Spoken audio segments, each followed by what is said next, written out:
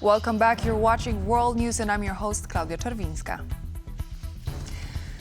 German domestic intelligence labeled the far-right AfD party as an extremist entity. It was officially classified as a threat to democracy. The AfD party came second in recent February's parliamentary elections. The suspicion that the AfD is working against the free democratic order of the state has been confirmed, said the German Office for the Protection of the Constitution. According to German public broadcaster ARD, an internal report cites violations of core constitutional principles such as human rights and the rule of law. Classifying the AfD as an extremist organization will enable the authorities to use covert methods to monitor closely the activities of the party and possibly reinforce the current opinion now being debated over whether the far-right party should be banned. 29 people have been injured in an overnight Russian airstrike on the city of Zaporizhzhia. Russian drones hit several targets at least 10 times, sparking multiple fires across the city. Multiple homes and residential buildings were damaged as a result of the attack. Zaporizhzhia Region Governor Ivan Fedorov reports that a local university and an infrastructure facility were also damaged in the strike. The emergency service initially said one person was killed, but later revised the statement, saying that a man believed to be dead regained consciousness. More than 100 personnel participated in the rescue operations. The minerals deal between the United States and Ukraine will strengthen the economic partnership between the two countries, U.S. State Department spokesperson Tammy Bruce told reporters at the White House. Her comments come after the two sides signed an agreement late on Wednesday. It is a terrific deal. I think that it is, and again, it's the U.S.-Ukraine Reconstruction Investment Fund, and it involves much more than just the critical minerals. I think some of the certainly what I think Ukraine understands and what we intend is that this is not just a financial arrangement. This is a bonding between two countries that will make a difference for a nation, certainly in Ukraine's situation where they have a friend, and the rest of the world will notice that when you have a friend like the United States and when we are in business with you and in your nation, it creates a stronger national security for everyone involved. And certainly in this case, when it comes to the profits that are generated, that is then reinvested into Ukraine for the rebuilding dynamic that is going to obviously have to happen. It's a time where, as the secretaries noted just a few days ago, as I mentioned to you, as a matter of fact, on Tuesday, that it's time for both of the nations involved in this conflict to come up with concrete proposals about how this conflict ends. And this relationship now with Ukraine reinforces the commitment of the United States to that nation. It's for the world, it's better off. It also reminds the American people and the world that support of another country can take many forms, and that national security can be reinforced in many different ways. And that's what this arrangement accomplishes. Ukrainian President Volodymyr Zelensky spoke about the newly signed minerals deal between Kyiv and Washington in his most recent nightly address. The agreement has undergone significant changes in the preparation process. It is now truly an equitable agreement that creates substantial investment opportunities in Ukraine.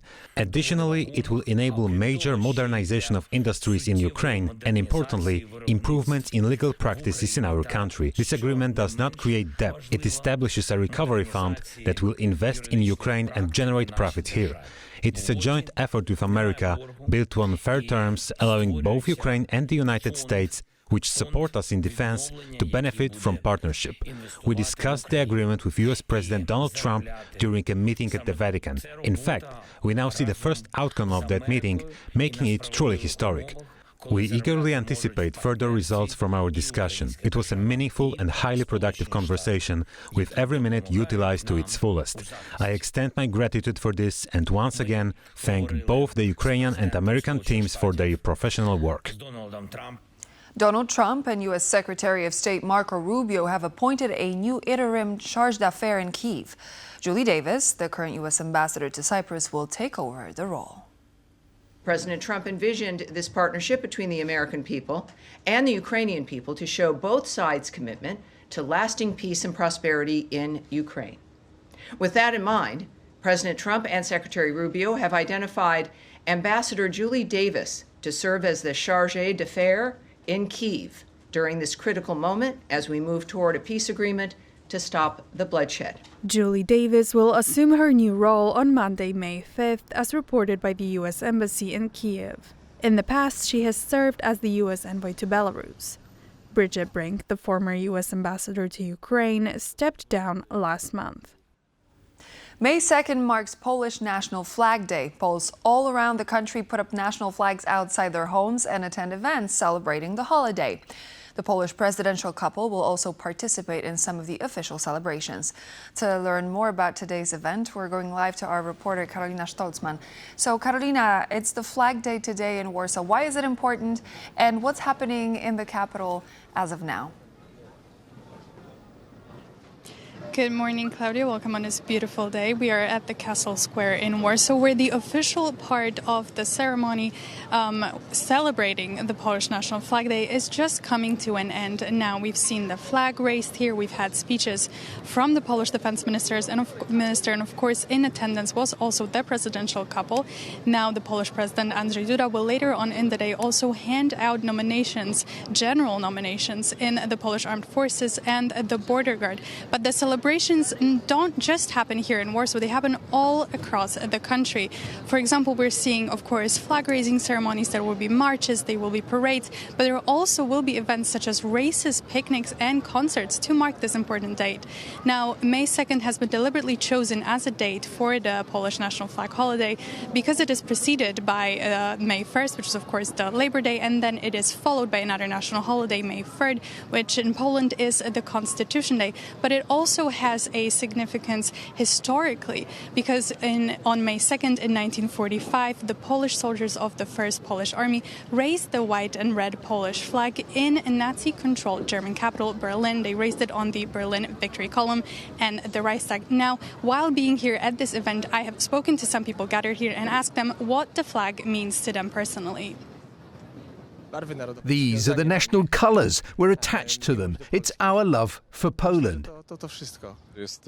This is a very important national symbol and something that every Polish family should cherish.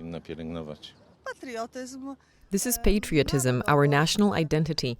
It represents future generations and whole history, what our grandparents, parents, and past generations did for Poland to make it what it is today.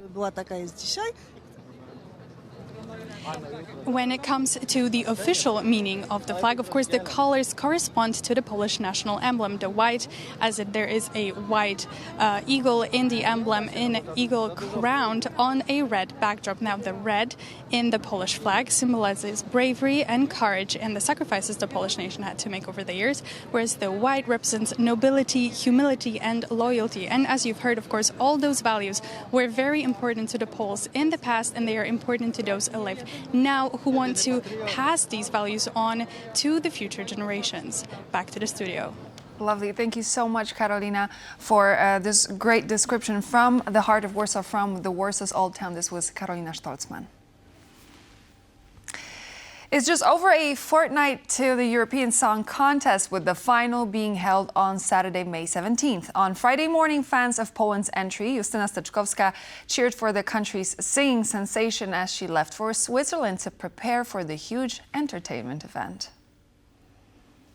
I'm at Warsaw's Chopin Airport, where Poland's entrant for the Eurovision Song Contest, Justyna Steczkowska, is being given a send-off ahead of the competition in Basel. She's representing the country with her song Gaia, which is a tribute to Mother Earth.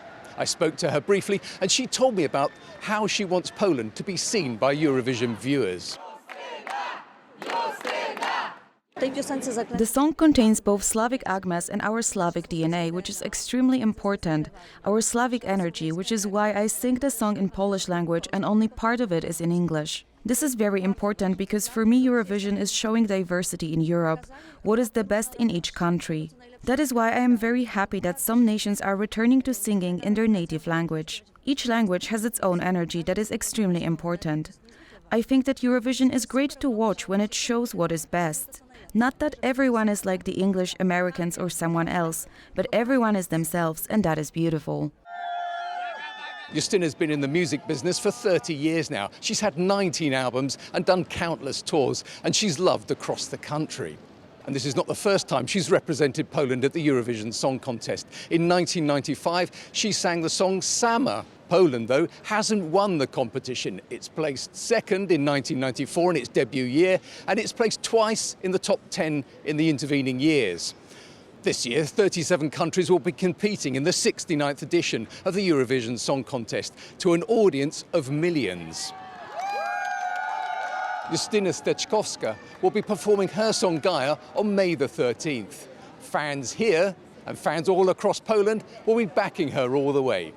John Todd for TVP World. I'm sure Justyna's fans all over Poland, and not only but also abroad, are going to keep their fingers crossed for her during her entry. Thank you so much. This marks the end of our news service, but please do stay tuned. We're back in just a moment with more news and features.